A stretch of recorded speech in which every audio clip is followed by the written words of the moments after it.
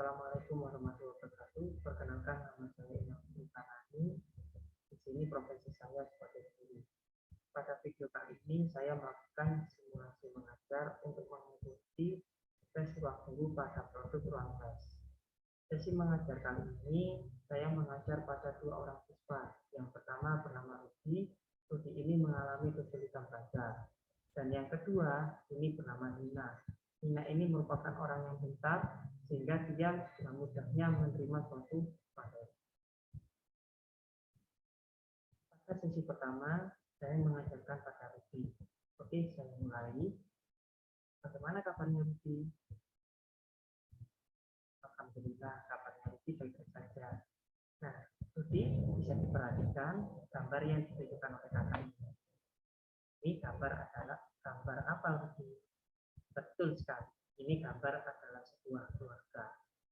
Nah, keluarga ini terbentuk karena manusia memiliki kemampuan untuk berkembang biak. Nah, itu yang kita bahas sekarang ini, yaitu tentang sistem reproduksi manusia. Nah, sekarang tujuan manusia bereproduksi itu apa? Betul sekali. Manusia melakukan reproduksi karena untuk memperbanyak dan mempertahankan jenisnya. Nah, di dalam sistem reproduksi manusia ini agar bisa memperbanyak jenisnya, maka melakukan proses fertilisasi. Apakah kita tahu apa proses fertilisasi itu? Oke, kakak akan menjelaskan bagaimana proses fertilisasi itu terjadi. Secara umum, proses fertilisasi itu adalah proses di mana sel sperma dan sel ovum itu bertemu. Sehingga sel sperma dan sel ovum itu bertemu akan berubah menjadi zigot. Nah, proses fertilisasi itu terjadi di dalam ovida. Nah, ini ada gambarnya kan di sini proses bertemunya, dan zigot itu akan mengalami proses pembelahan dari 2 sel menjadi 8 sel sehingga menjadi banyak sel yang disebut dengan embrio. Nah, embrio ini akan berjalan menuju namanya uterus. Yang besar ini adalah uterus. Nah, di dalam uterus ini, embrio ini akan menempel di dinding uterus yang disebut dengan endometrium. Nah, dalam prosesnya ini, endometrium ini mengalami penempelan yang disebut dengan implantasi. Nah, implantasi ini embrio akan berkembang menjadi 3 lapisan. Yang pertama ektodermis, yang kedua mesodermis, yang ketiga adalah endodermis. Nah, ini terjadi adalah gambar yang terjadi pada hari ke-7, hari ke-9, hari ke-16 semenjak terjadinya proses fertilisasi. Nah, embrio ini nantinya akan berkembang menjadi janin. Nah, janin ini bisa dilihat di gambarnya Rupiah, bisa terlihat jelas bahwa janin ini nantinya akan memiliki plasenta. Ya, plasenta. Dari sini Rupiah ada yang ditanyakan tidak? Oke, tidak ditanyakan, kakak akan lanjutkan. Nah, bagaimana kalau misalkan sel telur itu tidak dituai oleh sel sperma? Nah, betul sekali akan mengalami proses yang dinamakan dengan siklus haid atau yang disebut dengan menstruasi. Secara umum, menstruasi ini adalah memiliki definisi atau memiliki arti, yaitu meluruhnya dinding endometrium pada wanita. Nah, kenapa dia mengalami peluruan atau mengalami menstruasi? Yaitu yang tadi saya kakak sebutkan, wanita ini tidak mengalami proses fertilisasi. Nah, pada minggu pertama ini terjadi menstruasi, begitu juga minggu kedua. Minggu kedua ini dinding endometrium ini akan mengalami proses penebalan kembali. Dan setelah itu minggu ketiga, tepatnya pada hari ke-14, sel telur ini akan mengalami ovulasi. Ovulasi itu yang disebut dengan masa subur. Nah, di minggu keempat, endometrium mengalami penebalan, ya, mengalami penebalan pada dinding uterusnya. Nah, sehingga siap untuk mengalami proses implantasi yang dijelaskan oleh kakak tadi. Dan siklus ini terjadi berulang. Ini saya mengajarkan siswa bernama Nina. Oke, kakak mulai ya. Bagaimana kabarnya Nina? Alhamdulillah, kita baik-baik saja dan sehat selalu. Di sini kakak akan mencoba mengajar materi sistem reproduksi manusia yang ditujukan oleh kakak ini ya. Nah, ada sebuah keluarga di mana keluarga ini pasti memiliki seorang anak. Nah, untuk memperoleh anak ini pasti manusia akan melakukan reproduksi yang akan dipelajari sekarang. Oke Nina, tentunya Nina pasti tahu kan apa proses fertilisasi. Fertilisasi itu, ya betul sekali. Proses fertilisasi itu tidak lepas dari sistem reproduksi manusia.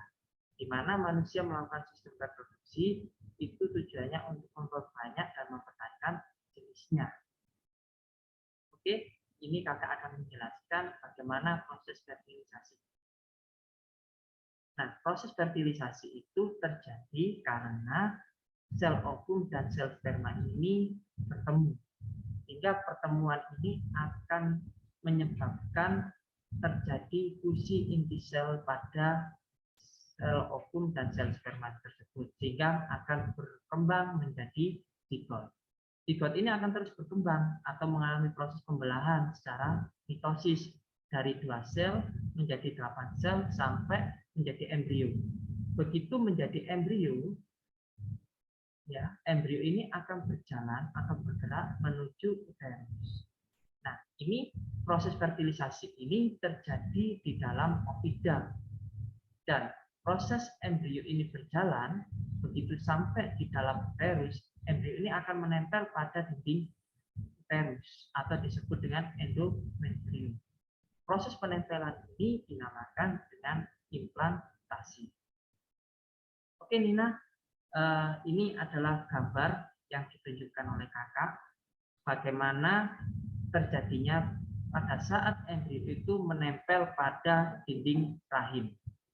Ya, embrio ini akan terus berkembang atau menempel pada saat dia menempel, ya akan berkembang membentuk 3 lapisan. Yang pertama ektodermis, yang kedua mesodermis, dan yang ketiga adalah endodermis. Apakah Nina sudah paham dari sini? Oke, kalau sudah paham, kakak akan jelaskan selanjutnya. Nah, setelah proses implantasi itu terjadi, embrio itu akan berkembang membentuk janin. Nah, janin ini terus berkembang akan membentuk plasenta. Nah, plasenta ini memiliki fungsi sebagai penghubung dengan ibu, yaitu penyaluran makanan. Dan proses ini disebut dengan proses kehamilan. Oke, Nina, kakak lanjutkan. Ini kakak akan membahas tentang siklus menstruasi. Tahu kan, Nina, apa itu siklus menstruasi? Ya, betul sekali.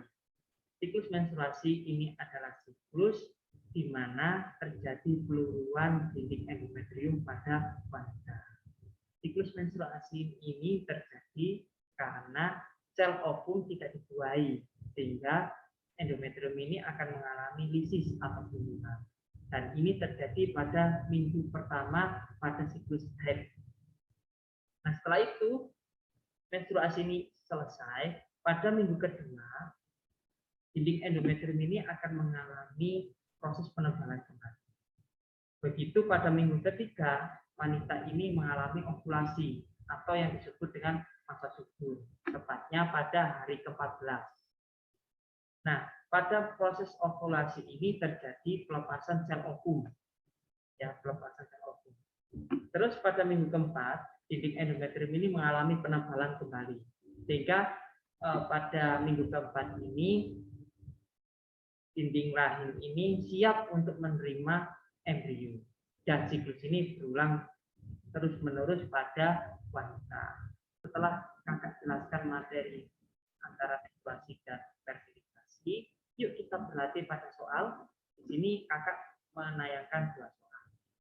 Coba kita baca soal pertama ya. Pembuahan ovum oleh spermatozoa pada manusia terjadi di. Oke, Rudi silakan menjawab. Ina, apa jawabannya? Oke, benar semua ya. Jawabannya terjadi di tuba Fallopi. Ya, tuba Fallopi. Di ovidat atau yang disebut dengan ovidat. Bahwa pembuahan ovum oleh spermatozoa pada manusia terjadi di ovidat. Oke, kita berlanjut di soal yang kedua. Pada menstruasi terjadi peluruhan endometrium yang merupakan dinding dari. Oke, Ruti yang jawab. Ina, jawabannya apa? Oke, kakak benarkan dulu ya. Nah, di sini kakak mencoba menjelaskan bahwa menstruasi ini terjadi peluruhan pada titik endometrium yang merupakan dinding dari uterus. Nah, setelah berlatih, ada yang ditanyakan enggak? Oke, paham semua ya? Oke, kalau sudah paham semua, sesi belajar ini bisa diakhiri ya. Nah, semoga apa yang diajarkan oleh kakak ini bermanfaat bagi adik-adik semua. Oke, saya akhiri. Assalamualaikum warahmatullahi wabarakatuh. Berikut sudah selesai simulasi mengajar untuk